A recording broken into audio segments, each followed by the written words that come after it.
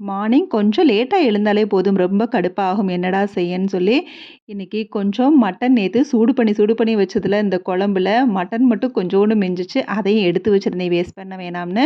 Okay இத வச்சு ஆளுக்கு ஒரு முட்டைக்கறி தோசை பண்ணி குடுத்தாலே ரொம்ப ஃபில்லிங்கா இருக்கும். தேங்காய் சட்னி மட்டும் இதுக்கு சைட் டிஷ்ஷா போதும். சிம்பிளா இருந்தாலும் சூப்பரான ரெசிபின்னு ஒரு பேன்ல எண்ணெய் ஊத்தி சோம்பு பொடிசா கட் பண்ண சின்ன வெங்காயம் ரொம்ப டேஸ்ட் குடுக்குங்கிறனால அதையும் சேர்த்து, இஞ்சி பூண்டு பேஸ்ட் சேர்த்து, மிளகாத்தூளும் சேர்த்து, இப்ப குழம்பு மட்டன அதோட சேர்த்துட்டேன். பெரிய பெரிய பீஸா இருந்தனால நல்லா கொத்தி விட்டுட்டு, கடைசியா மிளகு தூளையும் போட்டு மல்லி இலையும் சேர்த்து ஸ்டவ் ஆஃப் பண்ணிட்டேன்.